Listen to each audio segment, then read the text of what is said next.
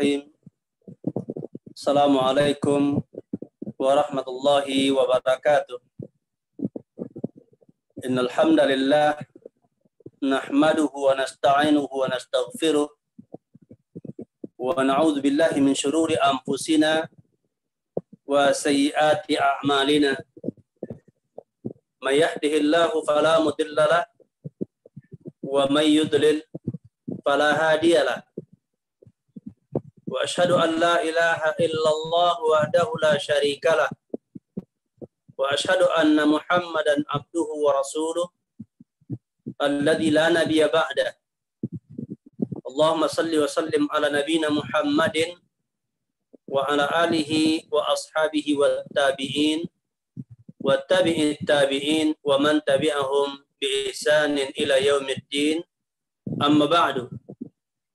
فقال الله جل وعلا في كتابه الكريم يا أيها الذين آمنوا اتقوا الله حق تقاته ولا تموتن إلا وأنتم مسلمون يا أيها الذين آمنوا اتقوا الله وقولوا قولا سديدا يصلح لكم أعمالكم ويغفر لكم ذنوبكم ومن يطع الله ورسوله فقد فاز فوزا عظيما وقال النبي صلى الله عليه وسلم فإن أصدق الحديث كتاب الله وخير الهدي هدي محمد صلى الله عليه وسلم وشر الأمور محدثاتها وكل محدثة بدعة وكل بدعة ضلالة وكل ضلالة في النار. Ikhwani, semua para hadirin peserta yang dimuliakan Allah Subhanahu wa taala, para ikhwan, akhwat yang dicintai Allah Subhanahu wa taala. Kita ucapkan segala puji untuk Allah Rabbul Alamin. Allah yang telah menciptakan kita dengan sebaik-baik kejadian dan yang menganugerahkan kepada kita berbagai nikmat. Dan dengan nikmat tersebut juga Allah menuntun kita, menjaga kita untuk mendapatkan berbagai kemaslahatan hidup, baik itu kemaslahatan hidup di dunia dan kemudian kemaslahatan hidup di akhirat, itu dengan nikmat beragama dengan agama yang hak, satu-satunya agama yang diridhoi oleh Allah Subhanahu wa taala, sebagaimana Allah menegaskan inna dina indallahil Islam. Salawat dan salam kita tujukan kepada Rasulullah sallallahu alaihi wasallam. Begitu juga kepada ahli bait beliau, kepada para sahabat seluruhnya, kepada para tabi'in, tabi'ut tabi'in, dan orang-orang yang mengikutinya dengan baik. Wa manittaba'ahum bi ihsanin ila yaumiddin, dan orang-orang yang mengikutinya dengan baik sampai akhir nanti. Nah, para ikhwan dan para akhwat yang dimuliakan Allah Subhanahu wa taala, pada kesempatan siang ini di waktu yang berkah ini, kita manfaatkan sesaat. Semoga waktu yang kita gunakan ini membawa faedah bagi kita untuk kebaikan hidup kita di dunia, dan terlebih adalah untuk keselamatan kita di akhirat. Pertemuan kita pada hari ini, meskipun dengan tidak bertatap muka secara langsung, dan ini juga merupakan salah satu kenikmatan yang diberikan oleh Allah Subhanahu wa taala, fasilitas-fasilitas yang tersedia yang dengannya kita bisa berbuat baik dan menyebarkan kebaikan kepada saudara-saudara kita dan saudari-saudari kita kaum muslimin yang semoga dirahmati oleh Allah Subhanahu wa taala. Sebagaimana telah disampaikan bahwa pembicaraan kita pada siang ini dengan sebuah tema, yaitu adalah manhaj yang benar di dalam beragama, atau metode cara beragama yang benar, di mana Islam adalah satu-satunya agama yang benar. Namun untuk beragama itu sendiri, untuk menjalankan agama Islam itu sendiri,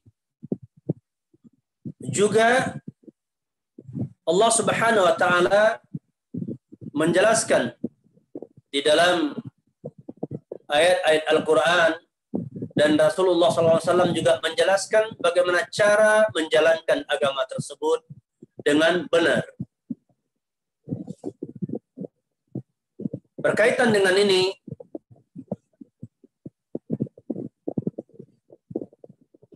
sebagaimana Allah Subhanahu wa taala berfirman sebagai patokan bagaimana kita beragama yang benar. Allah Subhanahu wa taala berfirman, "Laqad kana lakum fi Rasulillahi uswatun hasanah." Adalah pada diri Rasulullah SAW terdapat bagi kalian teladan yang baik. Rasulullah SAW diutus oleh Allah Subhanahu wa taala mengajarkan kepada umat manusia tentang hakikat kita diciptakan oleh Allah Subhanahu wa taala, di mana Allah mengabarkan di dalam kitabnya di surah Az-Zariyat yang sudah sering kita dengar, "Wa ma khalaqtul jinna wal insa illa liya'budun." Dan tidaklah kami ciptakan jin dan manusia kecuali untuk beribadah kepada-Ku. Atau sebagaimana yang dijelaskan oleh para ahli tafsir, itu untuk mentauhidkan Allah Subhanahu wa taala, agar kita tidak beribadah kecuali hanya kepada Allah Subhanahu wa taala dan tidak kepada selainnya. Dan kemudian untuk mewujudkan ibadah kepada Allah semata-mata, untuk mentauhidkan Allah Subhanahu wa taala, untuk itulah Rasulullah sallallahu alaihi wasallam diutus kepada umat manusia. Sehingga diwajibkan bagi setiap orang yang akan beragama dengan agama Islam, yang berikrar bahwasanya Allah satu-satunya zat yang diibadahi dan tidak boleh beribadah kepada selainnya, dan kemudian wajib berikrar, mengakui, meyakini, dan kemudian melaksanakannya dengan ucapan asyhadu anna Muhammad Rasulullah, dan aku bersaksi bahwa Muhammad adalah Rasulullah. Bahwasanya cara beragama, cara beribadah kepada Allah, mentauhidkan Allah Subhanahu wa taala, itu adalah sebagaimana yang diajarkan oleh Rasulullah sallallahu alaihi wasallam di dalam ikrar asyhadu anna Muhammadan abduhu wa rasuluh, terkandung bahwasanya tasdiquhu fi ma akhbara, membenarkan beliau atas semua yang beliau kabarkan, tasdiquhu fi ma amara, taatuhu fi ma amara, mentaati beliau sallallahu alaihi wasallam atas semua perintah-perintah beliau, wajtinabu ma naha an wa zajara, dan meninggalkan apa-apa yang beliau larang, wala na'budullah illa bima syara'a, dan agar tidak kita beribadah kepada Allah kecuali dengan syariat yang diajarkan oleh Nabi kita sallallahu alaihi wasallam. Bahkan sebagaimana telah kita ketahui bahwasanya ibadah kepada Allah Subhanahu wa taala tidak akan diterima oleh Allah kecuali dengan syarat. Yang pertama itu adalah ikhlas, semata-mata mengharapkan keridhaan dari Allah Subhanahu wa taala, mengharapkan wajah Allah Subhanahu wa taala, beribadah hanya kepada Allah Subhanahu wa taala tanpa kepada selainnya. Dan kemudian bahwasanya syarat yang kedua adalah mesti mengikuti petunjuk Rasulullah sallallahu alaihi wasallam. Nah, kemudian terkait dengan bagaimana kita mengikuti sunnah Rasulullah Sallallahu Alaihi Wasallam, maka kita diperintahkan untuk mencontoh orang-orang yang sudah diakui oleh Allah Subhanahu Wa Taala keberhasilan mereka di dalam mengikuti Rasulullah Sallallahu Alaihi Wasallam. Bagaimana beragama yang benar, bagaimana beribadah kepada Allah dengan persyaratan mengikuti sunnah Rasulullah. Dan mereka adalah para sahabat ridwanullah alaihim ajmain.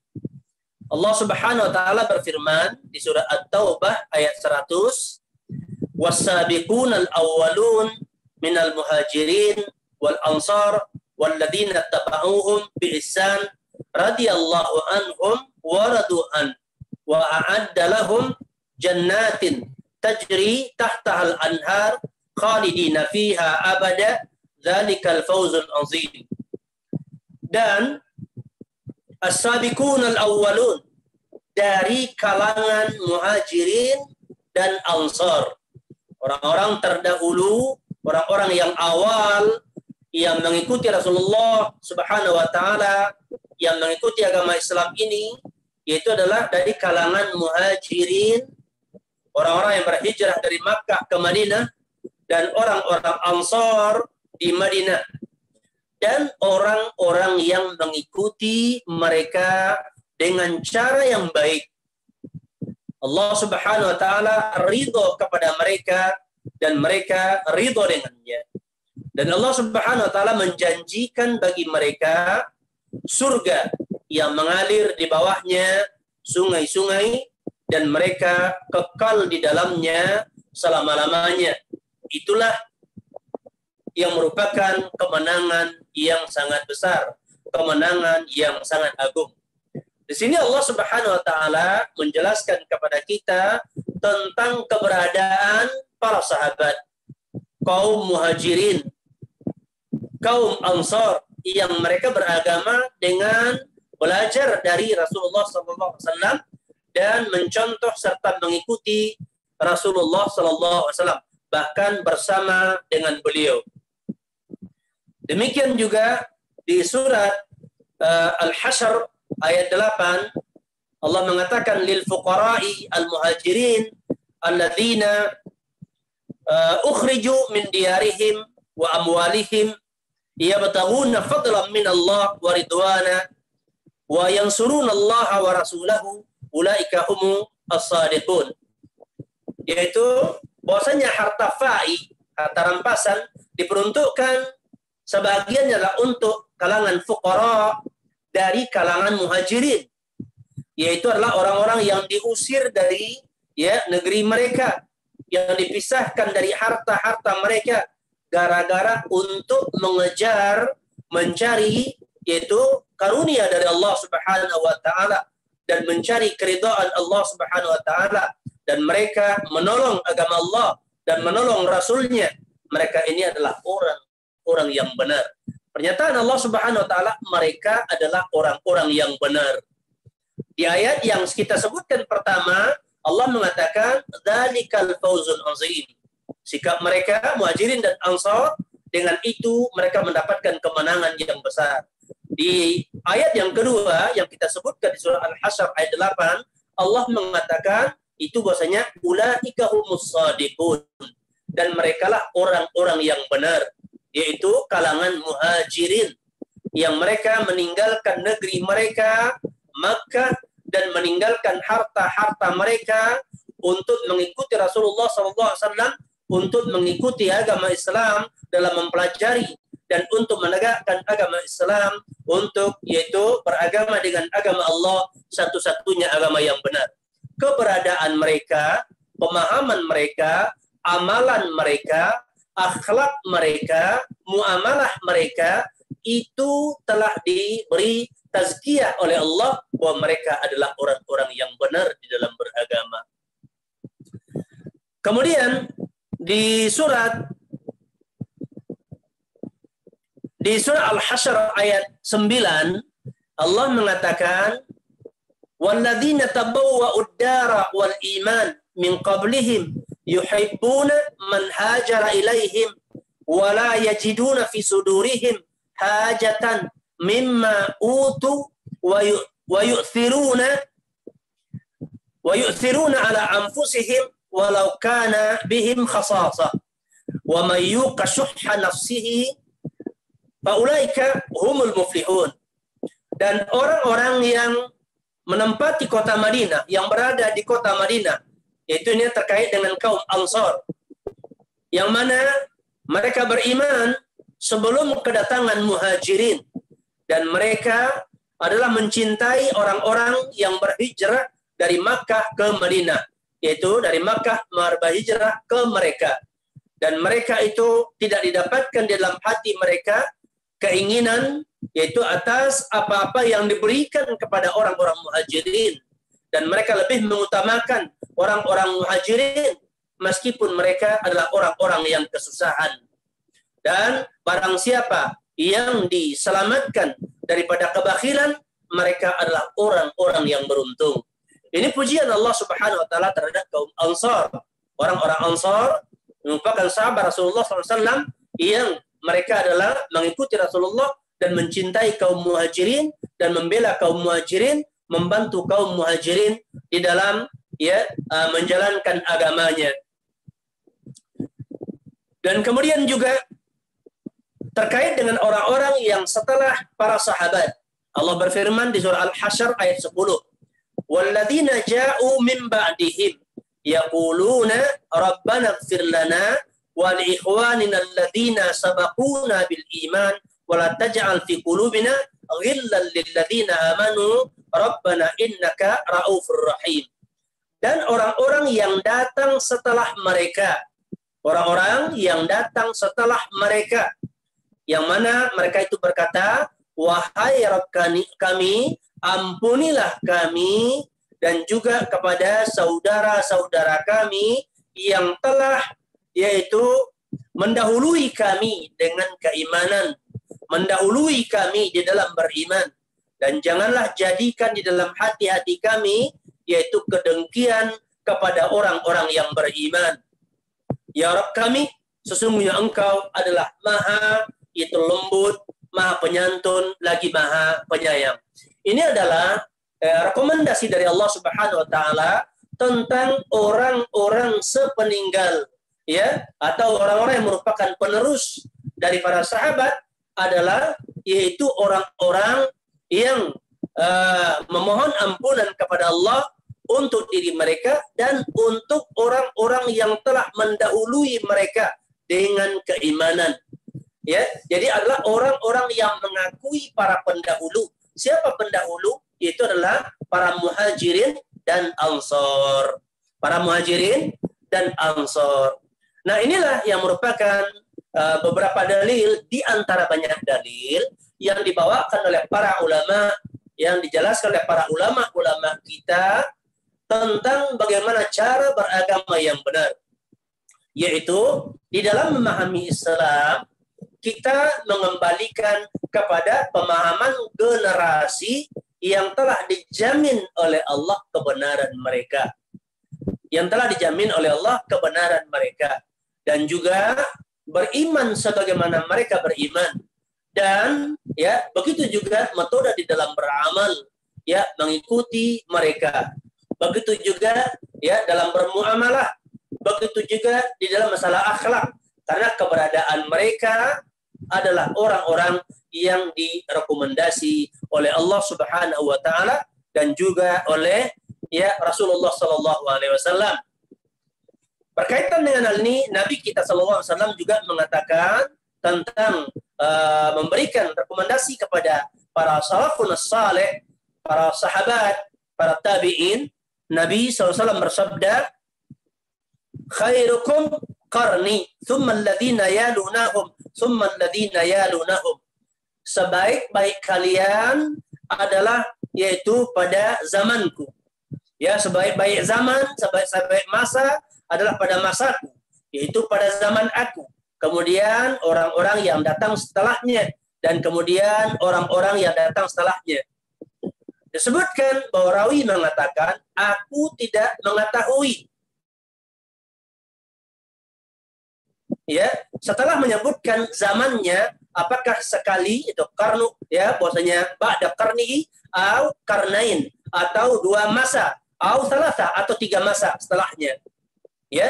Dan kemudian maka kurun Nabi beserta sahabat tabi'in ya, sudah masa Nabi para sahabat, kemudian masa tabi'in dan tabi'ut tabi'in disebut dengan itu adalah asru al-quruni al-mufaddalah, yaitu zaman yang mulia, masa yang mulia, yaitu masa-masa yang mana mereka adalah orang-orang yang berada di dalam kebenaran ya, orang-orang yang merupakan standar daripada bagaimana memahami dan bagaimana kita mengamalkan Islam.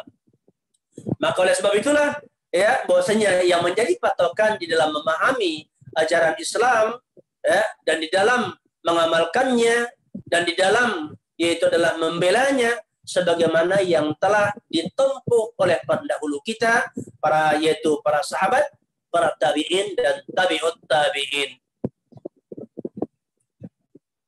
Nah, kemudian dikatakan dan demikianlah dari satu generasi ke generasi berikutnya, yaitu walladzina tabauhum biihsan, yaitu orang-orang yang mengikuti para salafun saleh, yang mengambil akidah dari mereka, yang mengambil yaitu keimanan dari mereka dan mencontoh akhlak mereka, beribadah sebagaimana yaitu percontohan-percontohan mereka dan tidak menciptakan yang baru atau tidak mengikuti orang-orang yang tidak menyandarkan pemahamannya kepada para salafun saleh.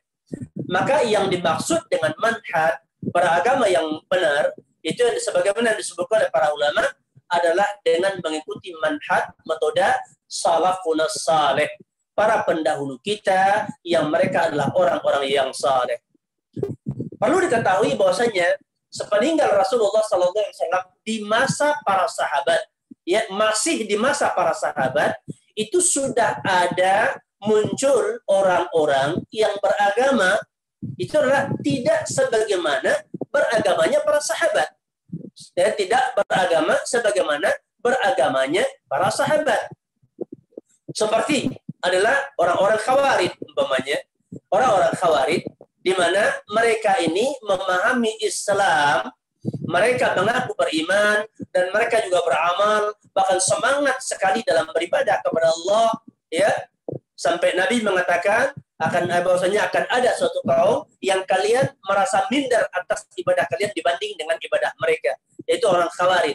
Yang menjadi masalah adalah bahwa mereka ini tidak mengambil agama dari orang-orang yang telah diwasiatkan oleh Allah dan Rasulnya agar kita mengambil agama dari mereka.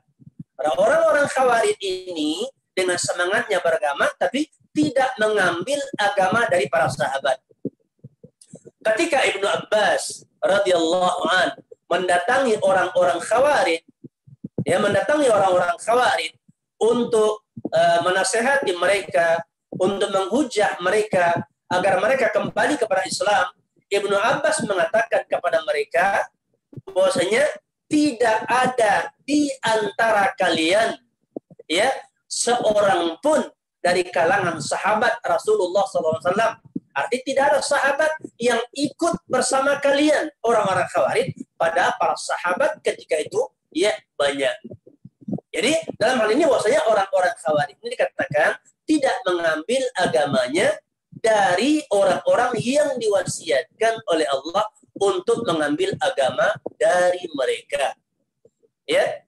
Maka dalam hal ini para ikhwan dan para akhwat sekalian yang dimuliakan Allah Subhanahu wa taala, ya. Agar kita itu kembali kepada pemahaman yang benar, ada satu hadis yang bersumber dari Ibnu Mas'ud radhiyallahu an,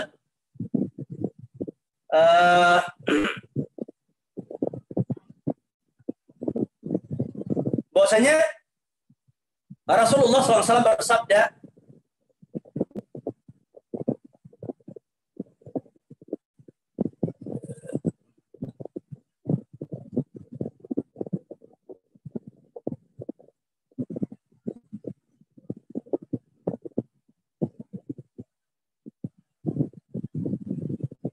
Afwan, sebentar ya.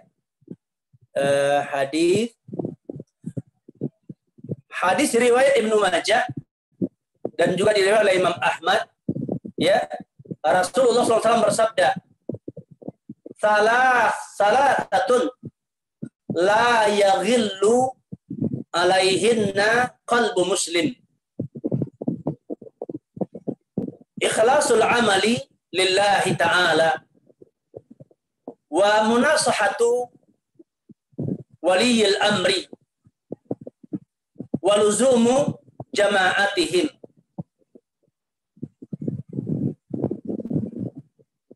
Bahwasanya ada 3 perkara yang mana hati seorang muslim, jiwa seorang muslim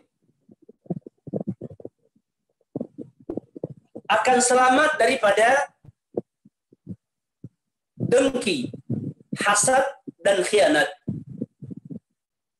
Pertama adalah mengikhlaskan amal untuk Allah. Mengikhlaskan amal ya untuk Allah Jalla wa Ala. Yang kedua adalah munasahatu waliyil amri.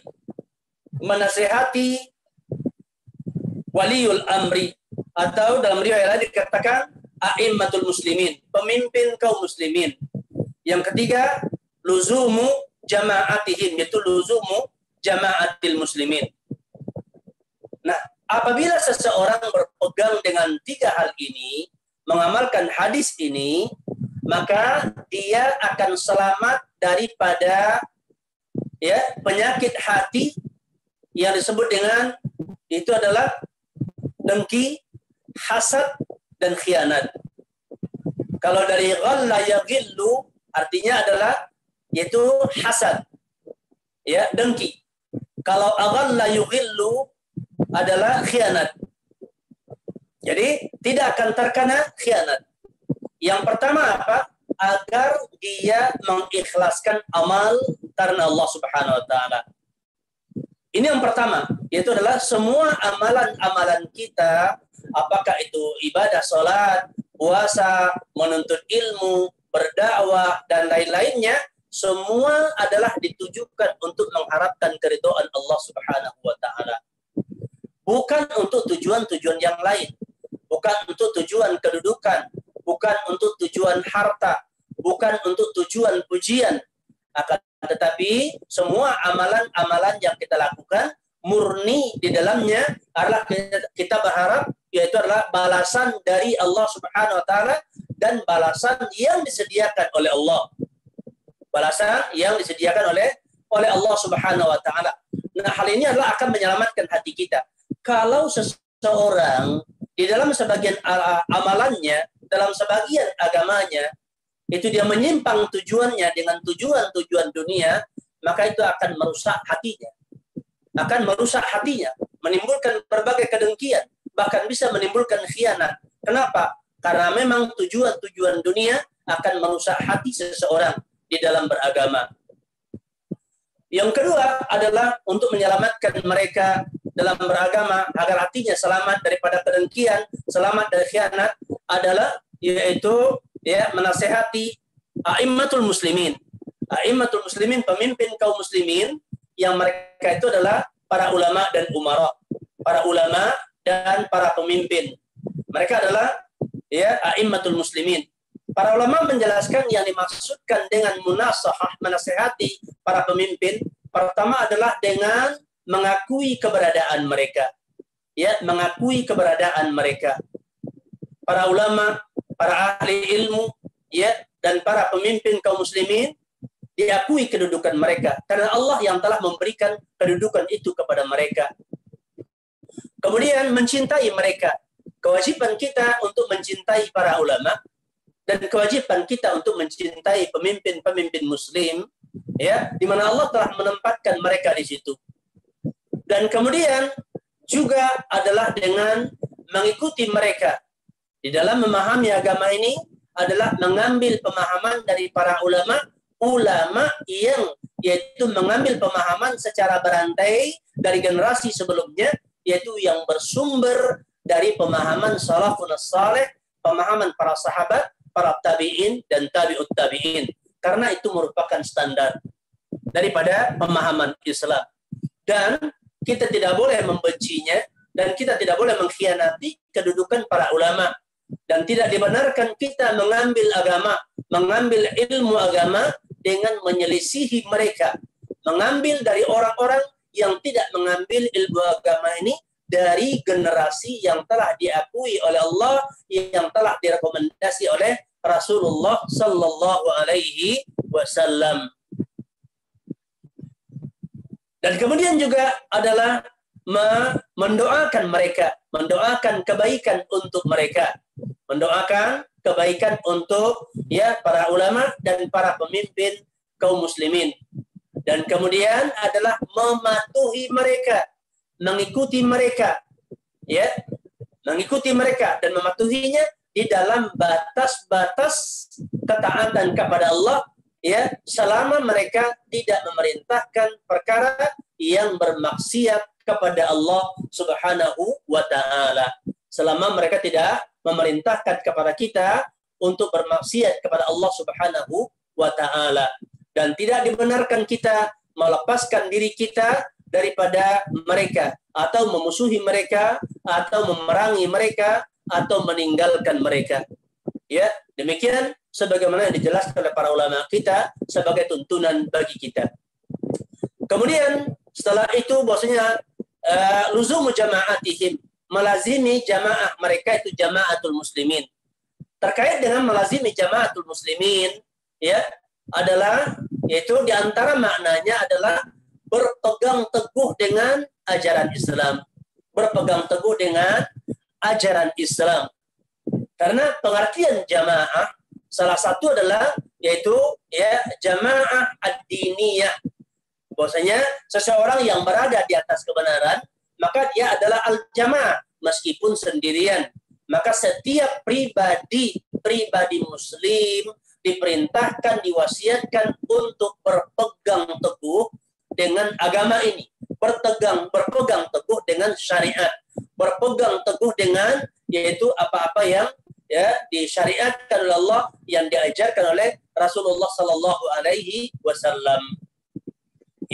Berpegang teguh dengan agamanya.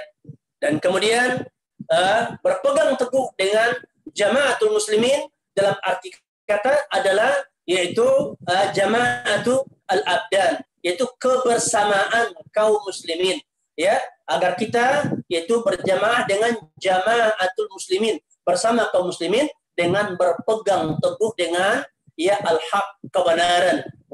Maka dalam hal ini ada beberapa hal yang perlu kita pahami. Ada beberapa hal yang perlu kita pahami. Di dalam sebuah hadis yang diriwayatkan oleh Ibnu Majah, Imam Ahmad, Abu Ya'la, Al-Bazzar, Tabarani, Imam Hakim, dan Hakim mensahihkan berdasarkan syarat dari Bukhari Muslim. Dan Syekh Al-Albani mensahihkan hadis ini. Bahwasanya disebutkan Nabi mengatakan nanti menjelang hari kiamat atau di antara tanda-tanda akan datangnya kiamat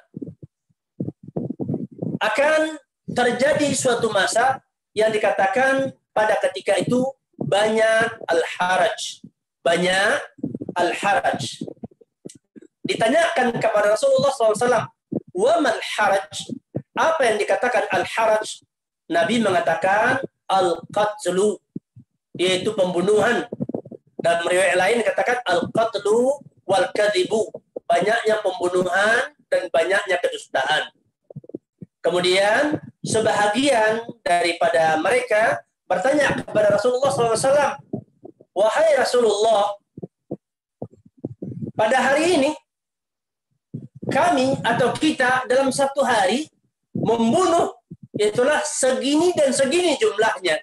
Artinya berperang dengan orang-orang musyrik. Kata Nabi, bukanlah yang dimaksudkan yaitu perang dengan orang-orang musyrik, perang dengan orang-orang kafir. Akan tetapi yang terjadi kata Nabi adalah ayaktula ba'dukum ba'dha. Sebahagian kalian membunuh sebahagian yang lainnya. Ar-rajulu yaqtulu abahu, seorang lelaki membunuh bapaknya. Ya, yaqtulu ummahu, membunuh ibunya. Yaqtulu jarahu, membunuh tetangganya. Yaqtulu ammahu, membunuh pamannya. Yaqtulu ibna ammihi, membunuh yaitu anak pamannya, sepupunya. Kemudian para sahabat berkata kepada Rasulullah, "Wahai Rasulullah, apakah ketika itu akal-akal kami masih bersama kami?" Kata Nabi, "La, tidak." Ya, telah dicabut akal-akal ya ketika itu. Artinya akal-akal tidak lagi berfungsi dengan baik. Ya, akal-akal tidak berfungsi dengan baik. Ketika itu dikatakan bahwasanya orang-orang menyangka bahwa dia berada di atas suatu keadaan yang mana dia sebetulnya ya berada di luar keadaan itu. Di mana maksudnya adalah orang-orang menyangka berada di atas kebenaran, padahal dia berada di atas kebatilan. Orang-orang menyangka orang berada dalam kebatilan, padahal orang itu berada di atas kebenaran. Jadi dikatakan bahwa akal-akal orang sudah tidak lagi yaitu berada di dalam ya kebenaran ketika itu. Dan dikatakan bahwasanya orang-orang sudah bertindak ya mengikuti hawa nafsu mereka. Inilah zaman yang berbahaya, di mana akal-akal tidak lagi dituntun dengan agama. Maka terkait dengan hal ini, Syekh Sulaiman bin Salimullah, ya, Syekh Sulaiman Ar-Ruhaili, hafizahullah, beliau menjelaskan bahwasanya akal ya itu adalah merupakan cahaya yang Allah Subhanahu wa taala anugerahkan kepada seorang hamba, kepada manusia. Kita manusia ini diberi akal, begitu. Namun akal ini tidak akan bisa berjalan dengan baik kecuali dia dituntun dengan agama, dengan syariat. Ya, dan diberikan perumpamaan bagaikan antara matahari dengan bulan. Bahwasanya bulan itu tidaklah akan bercahaya kecuali dia adalah memantulkan cahaya matahari. Demikianlah antara agama, antara syariat dengan akal. Bahwasanya akal baru bisa ya berjalan dengan baik, bisa menuntun orangnya kepada kebaikan, kepada keselamatan apabila akalnya mengikuti agama. Akan tetapi apabila akal seseorang tidak dituntun, tidak dibimbing, tidak diberi cahaya dengan agama, maka justru akan membawa dia kepada kebinasaan. Maka oleh sebab itu, beliau menjelaskan bahwasanya hendaknya setiap kita, setiap seseorang menyadari keterbatasan akalnya. Dan hendaklah dia bersama dengan orang-orang yang akalnya berada di dalam tuntunan agama. Hendaknya seseorang bersama dengan orang-orang yang akalnya ada di atas dia. Keberadaan akalnya berada di atas dia dari kalangan orang-orang yang mana akalnya mendapatkan adalah bimbingan dari agama. Ya, oleh sebab itu tidak boleh seseorang di dalam memahami agama ini, dalam beragama, dalam kehidupan, yaitu mencukupkan dengan akalnya sendiri, termasuk di dalam memahami agama. Hendaknya di dalam memahami agama ini adalah kita yaitu mengikuti akal orang-orang yang sudah diberi jaminan oleh Allah dan diberi rekomendasi oleh Rasulullah bahwa mereka itu berada di dalam pemahaman yang benar.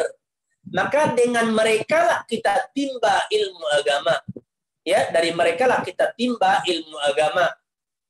Hendaknya jangan sampai kita di dalam mempelajari agama, memahami agama, mencukupkan dengan diri kita sendiri tanpa melalui orang-orang yang memang belajar ya dari gurunya dan belajar dari gurunya sampai kepada pemahaman yang benar, pemahaman yang diberi yaitu rekomendasi oleh Rasulullah Sallallahu Alaihi Wasallam. Ini kebutuhan kita di dalam cara kita beragama, manhaj di dalam beragama, diantaranya adalah memahami agama ini dengan belajar kepada orang-orang yang memang orang itu adalah juga belajar agama ya dari orang-orang sebelumnya, dari orang-orang yang berguru dari sebelumnya, sehingga pemahaman kita terhadap agama tidak dari pemahaman kita sendiri. Oleh sebab itu para ikhwan sekalian dan para akhwat yang dimuliakan oleh Allah, apalagi pada masa sekarang ini, ya jangan kita memahami agama, apalagi berkomentar tentang masalah agama, apalagi urusan yang besar, urusan umat, hanya dengan mencuplik ya satu-satu dalil dan kemudian kita mengambil kesimpulan sendiri dengannya dan berkomentar tentang agama ini tanpa memperhatikan ya apa yang diucapkan oleh para ulama ya atau oleh para asatizah yang membawakan perkataan-perkataan para ulama. Begitu juga di dalam belajar ya, begitu juga di dalam mempelajari agama ini. Maka oleh sebab itu kita tidak akan bisa memahami agama ini dengan baik ya hanya dengan cara kita belajar sendirian. Tapi mestinya kita berguru dengan baik. Pokoknya belajar tentang masalah akidah ya, tentang masalah keimanan, kita belajar secara bertahap. Ya, belajar secara bertahap, tidak main comot-comotan, tidak. Ya, begitu juga belajar tentang masalah ya ibadah, tentang perkara ya sholat, puasa dan lain-lainnya, belajar tentang muamalah, ya, dan belajar tentang perkara akhlak dan lain-lainnya. Itu adalah kita mengambil pemahaman melalui orang-orang yang memang mengambil pemahaman dari jalan yang benar. Kenapa demikian? Karena pada masa sekarang ini sangat banyak sekali fitnah. Ya, banyak sekali fitnah yang menggiring orang kepada berbagai pemahaman sehingga keliru dalam memahami Islam, dan keliru dalam memahami Islam maka keliru di dalam mengamalkannya. Ya, maka dia akan keliru di dalam mengamalkannya. Nah, inilah perkara yang sangat ya butuh kita perhatikan di dalam masalah mengambil ilmu ya agama, dan di dalam memberikan komentar-komentar di dalam masalah agama ya, agar kita sangat berhati-hati dan kita mengembalikan pemahaman agama ini kepada orang-orang yang berhak. Dan begitu juga agar kita tahu posisi kita di tengah-tengah kaum muslimin. Apakah kita seorang pemimpin? Apakah kita seorang alim? Apakah kita seorang talibul ilmi? Atau kita sebagai orang awam? Kita harus tahu posisi kita, begitu. Sehingga kita tahu, ya, kita harus berada bersama siapa dan apa fungsi kita ketika kita berada di tengah kaum muslimin. Ya, apa posisi kita dan apa fungsi kita, apa tugas kita. Jangan sampai nanti kita umpamanya yang posisi kita orang awam bertindak bagaikan seorang alim. Jangan sampai kita pelajar bertindak bagaikan seorang ulama. Kita sebagai rakyat bertindak bagaikan seorang hakim. Atau bertindak bagaikan seorang pemimpin. Artinya apa? Kita mengambil posisi-posisi yang bukan posisi kita. Nah, ini perlu diketahui oleh setiap kita sebagai seorang muslim. Ya, agar kita tahu posisi kita. Agar kita tidak salah kaprah di dalam ya memahami agama dan tidak salah di dalam mengamalkannya, apalagi terkait dengan perkara-perkara yang menyangkut urusan orang banyak. Masa sekarang ini para ikhwan dan akhwat sekalian, banyak sekali muncul yaitu pemahaman-pemahaman dan komentar-komentar terutama di media-media yang justru menimbulkan lebih banyak mudarat daripada menyebarkan maslahat. Ya, dikarenakan sebahagian kita kaum muslimin kurang bisa memahami kedudukan kita di tengah-tengah jamaatul muslimin. Karena ya jamaatul muslimin itu adalah mereka dikatakan ada yaitu pemimpin ya ada ru'at, pemimpin itu para ulama, para umara, dan ada rakyat, ada pengikut. Nah, kita harus tahu posisi kita dan tahu batasan-batasan yang boleh kita lakukan. Ini sangat penting dipahami, ya, sangat penting dipahami. Baik dalam artian jamaatul muslimin yang luas, ya yang luas seperti dalam sebuah negara, bahkan juga ya umpamanya di dalam kumpulan-kumpulan yang kecil, apakah dalam sebuah yayasan, apakah dalam sebuah umpamanya sekolah, perguruan, hendaknya setiap pribadi tahu posisinya, ya tahu posisinya. Begitu juga di sebuah kota, hendaknya kita tahu posisi kita, begitu ya. Kita harus tahu posisi kita. Kita ini ya kedudukannya sebagai apa di tengah-tengah kaum muslimin, agar kita tahu ya dan tidak salah di dalam bertindak, tidak salah di dalam bersikap, begitu.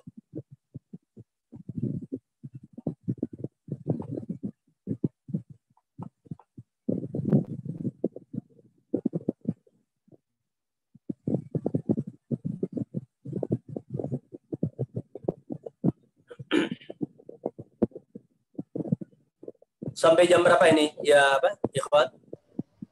Sampai jam 3, Ustaz. Jam 3. Sampai jam 3. Oh, ini sudah jam 3 lewat. Iya, Ustaz. Tak apa, karena tadi kan kita agak terlambat sedikit tadi. Oh, jadi berapa menit lagi kira-kira? Sampai jam 3 lewat 15, Ustaz.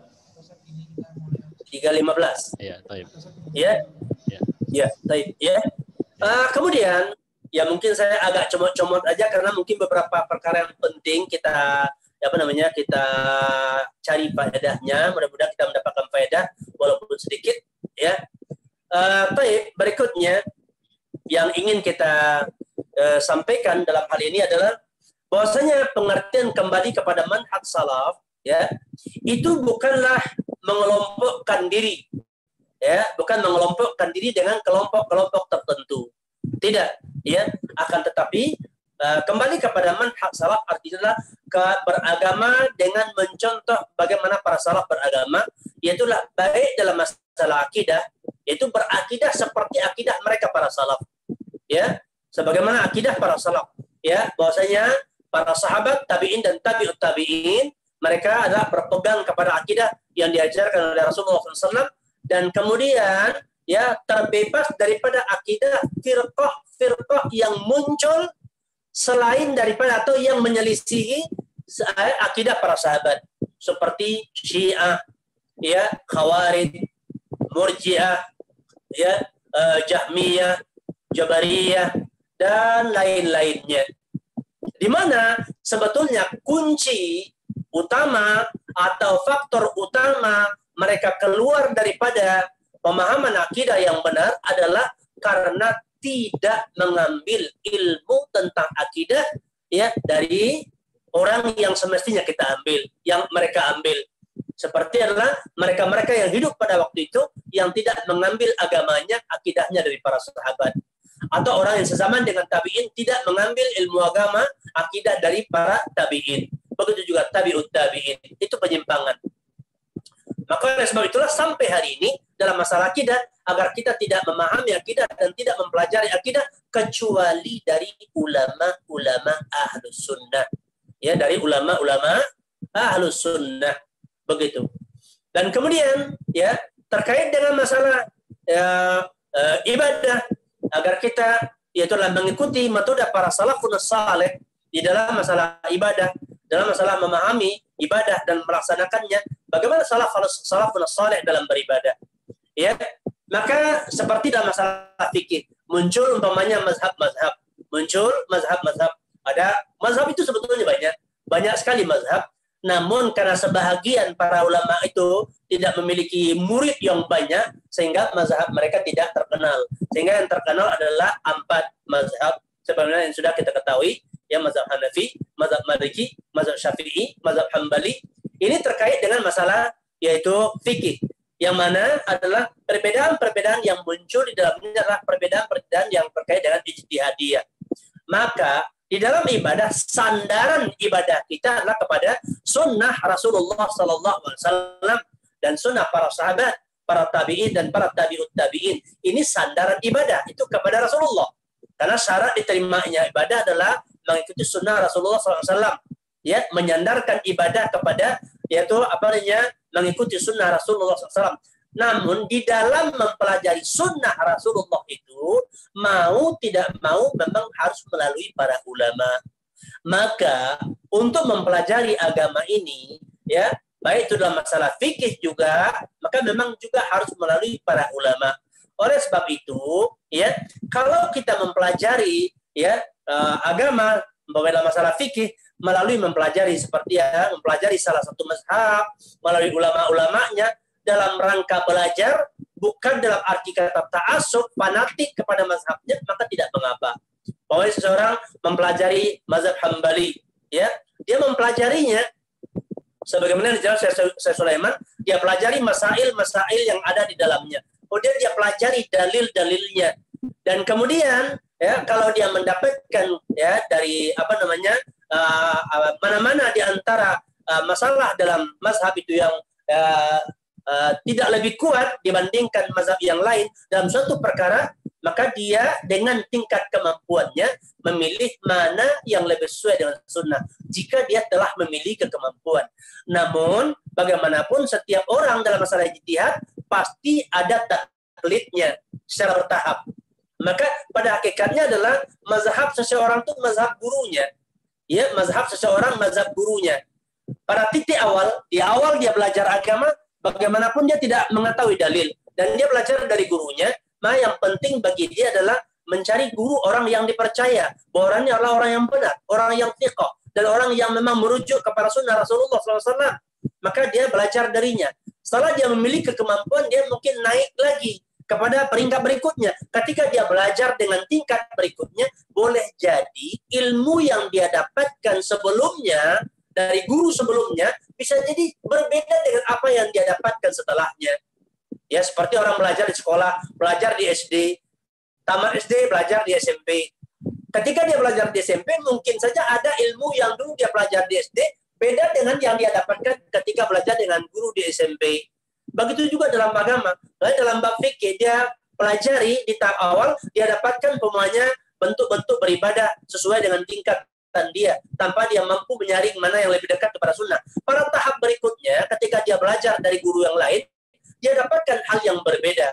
Nah, selama guru-guru ini adalah orang-orang yang memang merujuk kepada kitab dan sunnah, maka dengan segala hal ini, dia sebagai murid mesti menghormati guru-gurunya.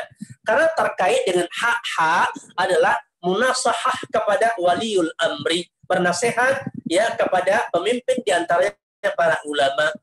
Maka ada hal yang keliru di sini para ikhwan sekalian. Sebagian para ikhwan, sebagian para pemuda, sebagian kaum muslimin, ketika dia belajar dengan seorang guru yang dia tahu guru itu juga ahlus sunnah, kemudian mungkin pada kali yang lain dia belajar dari guru yang lain, dia dapatkan hal yang berbeda, maka dia menganggap guru yang pertama berada dalam kebatilan. Dia tinggalkan, dia jauhi guru itu, dia pindah kepada guru yang baru dia dapatkan.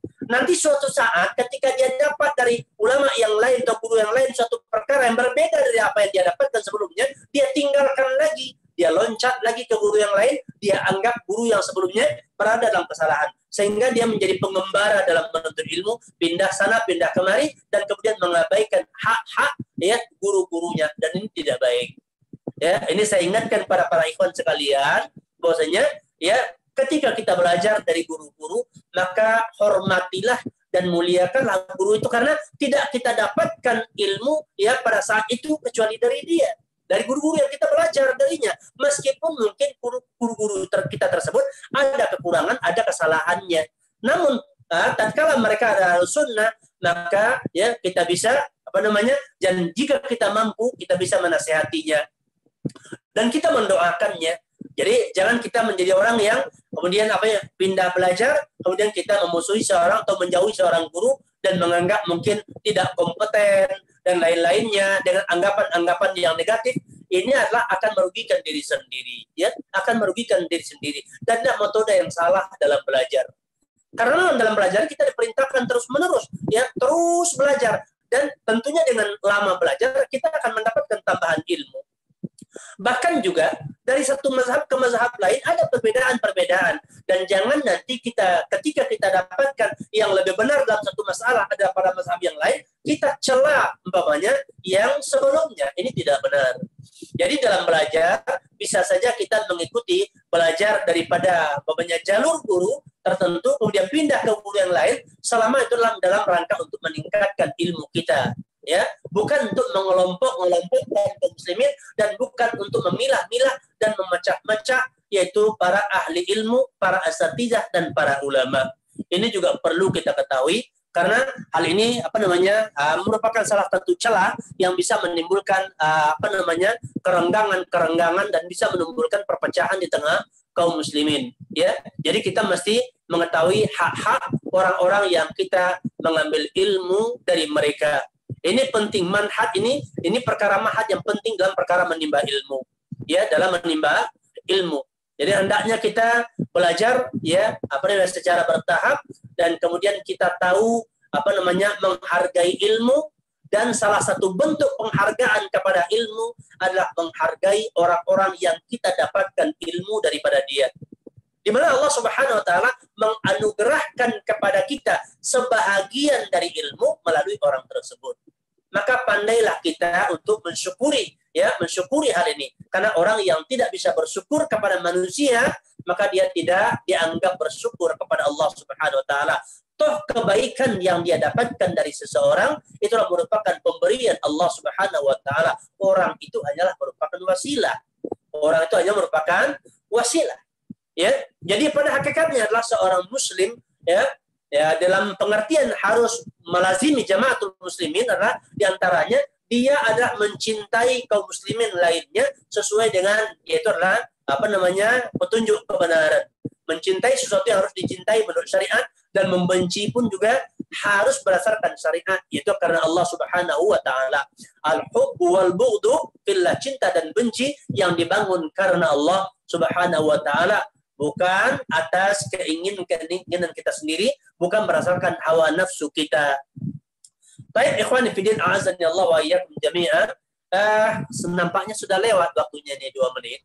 Ya, mungkin berikutnya kepada hal-hal yang melalui tanya jawab. Ya, mungkin ini adalah sekelumit ataupun sedikit hal yang bisa jadi petunjuk bagi kita, ya, bagi dalam belajar di dalam manhaj kita beragama, agar kita tidak ikut-ikutan. Apalagi masa sekarang ini banyak firqah-firqah, ya, dari dahulu pun demikian, banyak firqah yang menggiring kita kepada kesalahan dalam beragama, dan banyak juga yang menggiring kita timbulnya perpecahan-perpecahan di tengah kaum muslimin.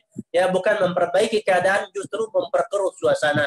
Maka demikian, ya, sampai di sini mudah-mudahan bermanfaat. Apa-apa yang benar adalah merupakan karunia Allah kepada kita, dan apa-apa yang salah dari ucapan saya mohon ampun kepada Allah, dan juga mungkin ada masukan dari para ikhwan sekalian. Dan demikian saja, ya, saya kembalikan kepada yaitu pembawa acara. Baik, syukran Ustaz ala ma'alqa kalimah wa jazakallahu khairan. Baik Ustaz, kini kita masuk ke sesi tanya jawab, ya. Alhamdulillah ada satu pertanyaan ini dari akhwat kita, ya. Saya bacakan. Bismillah. Assalamualaikum warahmatullahi wabarakatuh. Ustaz, bagaimana kiat agar istiqomah dan berpegang teguh di atas manhaj salaf? Afan Ustaz, terkadang kesalahan lisan ataupun akhlak kita yang kurang baik, saudara kita enggan untuk mengenal apalagi mempelajari manhaj salaf. Misalnya merasa diri lebih baik dari saudara kita yang baru, atau mungkin yang belum mengenal manhaj salaf. Bagaimana cara menyikapinya Ustaz? Syukron. Ya. Baik. Ya, baik. Ya. Pertanyaannya adalah bagaimana agar kita istiqamah di atas manhaj salaf. Karena banyak sekali kadang-kadang hal-hal yang justru mungkin sikap kita, perbuatan kita, ucapan kita justru bisa membuat orang barangkali, ya, terjauh daripada, ya, kebenaran. Dalam hal ini ada satu petunjuk, ya. Rasulullah SAW ketika mengutus Muaz bin Jabal dan Abu Musa al-Ash'ari ke Yaman, ya, Nabi berpesan kepada beliau berdua, sahabat berdua ini, yaitu yassira wa la tu'assira, basyira wa la tunaffira, tatawa'a wa la takhtalifa. Nabi berpesan kepada beliau berdua ini, ya, yaitu adalah yassira, permudahlah oleh kalian dan jangan kalian mempersulit. Karena pada hakikatnya agama Islam adalah kemudahan. Dan Allah menginginkan kemudahan untuk hambanya. Yuridu bikumul yusra wala yuridu bikumul usra. Allah menginginkan kemudahan buat kalian dan tidak menginginkan kesulitan. Nah, pada hakikatnya kita di dalam bermuamalah, dalam bergaul, di dalam berdakwah, itu adalah bersikap memudahkan. Memudahkan dalam arti kata adalah bersikap sesuai dengan Islam. Bukan berarti mengikuti kemauan orang, tidak. Tapi pengertian yassiru, permudahlah, wala tu'assiru adalah bersikaplah sesuai dengan Islam. Karena Islam adalah kemudahan. Ya, bersikaplah sesuai dengan Islam. Islam adalah sebuah kemudahan. Giringlah orang untuk kembali kepada Islam. Kalau dia salah, nasihati dengan baik, begitu. Ya, jadi permudah, jangan dipersulit. Ya, kemudian basyara wala tunaffira. Ya, yaitu gembirakan. Ya, senangkan, berikan anjuran-anjuran buat hal-hal yang membuat sesuai dengan tuntunan Islam. Ya, sesuai dengan petunjuk Islam, dan jangan lakukan hal-hal yang membuat orang lari. Di mana kita melakukan kesalahan, mungkin ucapan kita keluar dari kebenaran. Mungkin kita mencela orang, mungkin kita kasar, dan hal ini memang tidak disyariatkan. Hal ini tidak disyariatkan. Kita kasar tidak disyariatkan. Ketegasan diperlukan. Ketegasan tidak sama dengan kekerasan. Ya, tegas tidak sama dengan keras, kasar, tidak. Ya, tegas itu bisa disampaikan dengan akhlak yang mulia. Maka oleh sebab itu basyiru, ya, mudah menggembirakan, wala tunaffiru, dan jangan buat orang benci, jangan buat orang menjauh dari agama ini. Kemudian tatawa'a wala takhtalifa. Ya, tatawa'a, ya, itu tasyawara, bermusyawarah.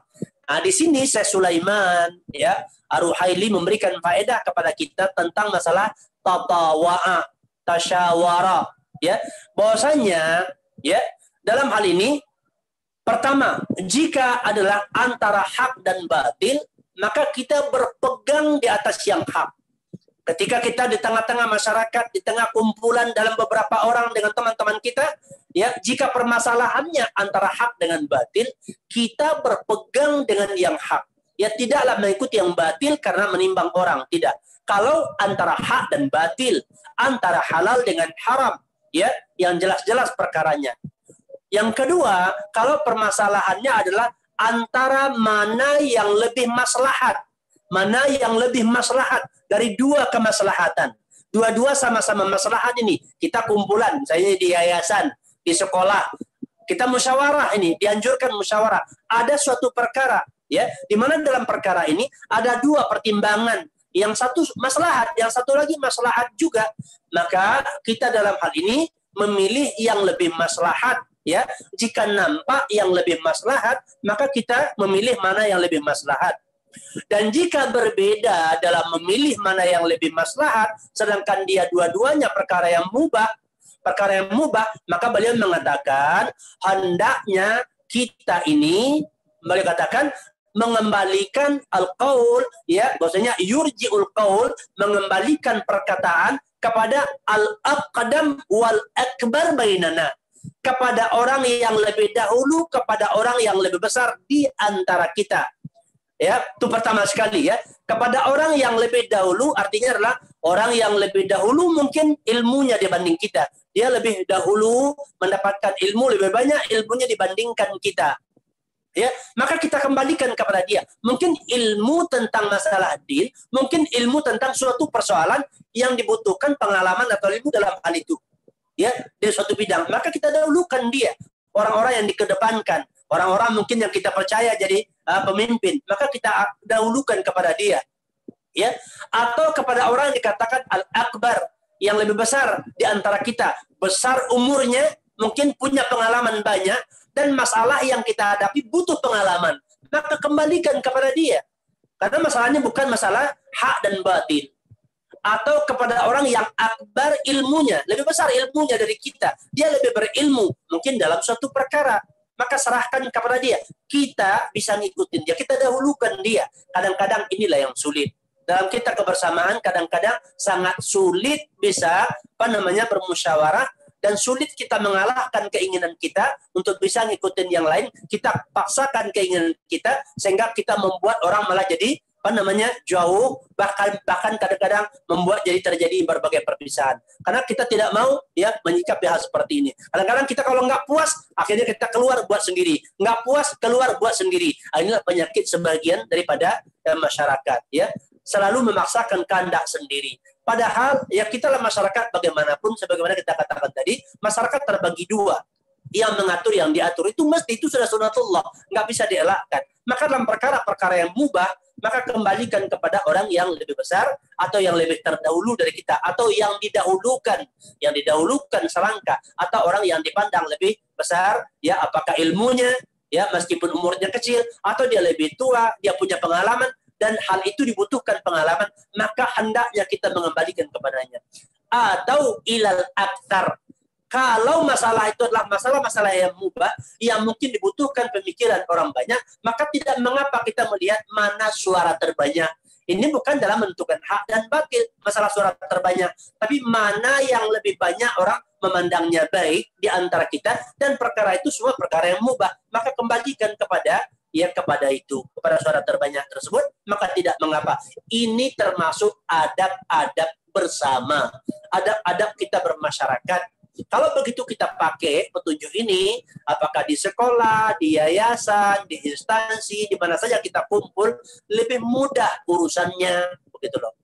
Ya kita dahulukan orang yang pantas, kita dahulukan, kita hargai pendapatnya, meskipun mungkin kita merasa pendapat kita akan lebih baik, tapi mungkin pada saat itu tidak mesti kita haruskan.